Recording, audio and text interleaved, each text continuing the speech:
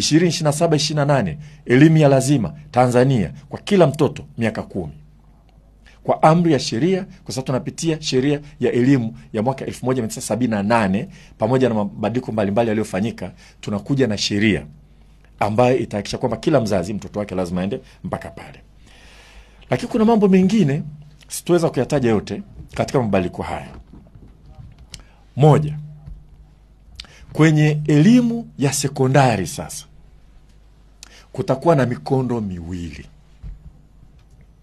Ya mtoto akishamaliza darasa la 6, hata sasa hivi tumeshaanza kutekeleza, lakini tutaona mtoto atasoma la kwanza, la pili, la tatu, la 4, la 5, la 6.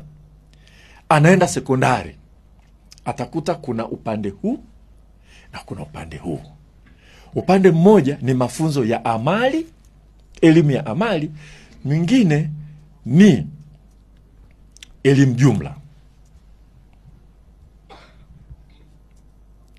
Kwa hiyo mtoto kwa kushauriana na wazazi na walimu wake watajadiliana, utachagua unaenda mkondo upi. Ukienda elimu jumla utakuwa na baadhi ya masomo ya ujuzi lakini machache. Masomo mengi yatakuwa ni yale ya nadharia, unajifunza, unasoma. Mpaka kidato cha 4 kwenye elimu jumla. Baada ya kidato cha 4 ukiendelea unaenda high school kwa miaka 2. Yani form 5 na form 6. Ngoja nirudie tena. Ukifika darasa la 6 utakuta njia panda. Lazima uchague.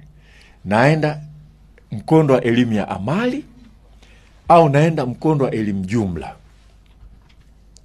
Ukienda mkondo wa elimu jumla kutakuwa na masomo ya vitendo ya kukusaidia wewe kuajiriwa na kuajirika. Lakini kutakuwa na masomo ya nadharia vile vile, kwa sababu nayo ni muhimu. Hatutoka tuyaache hayo. Utakusoma additional mathematics, usome trigonometrics, complex number na vitu kama hivyo. Hatutoviacha kwa sababu ni muhimu sana. Tena muhimu sana saa hizi wakati tunazungumzia akili unde. Dunia inaenda kwa kasi. Kwa hiyo hatuachi hiyo. Kutakuwa na wanaoenda huko.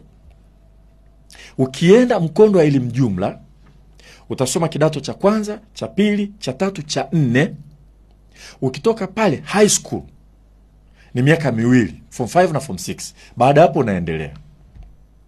Kwa mfumo huu wa kwenda elimu jumla tunaita ni 1 bracket, yani elimu ya awali, 6, 4, 2, 3+ kwenda chuo kikuu miaka 3 kuendelea mbele.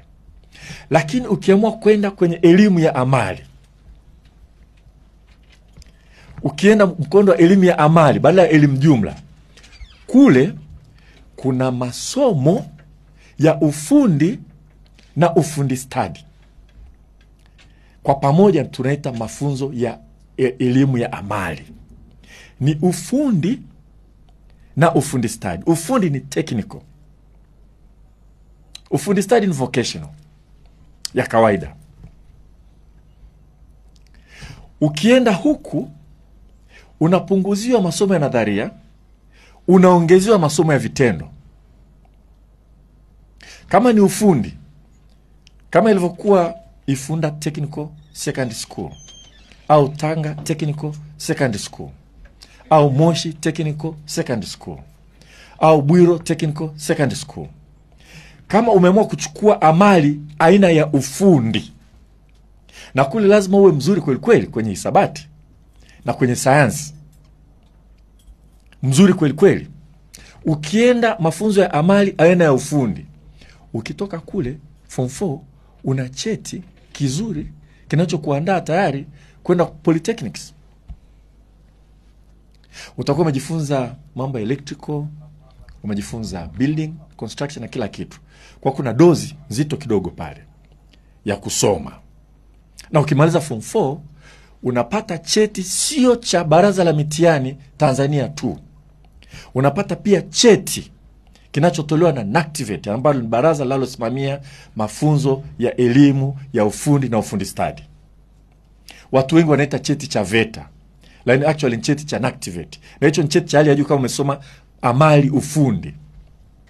Ukimaliza pale, ukiingia mtaani kazi tayari.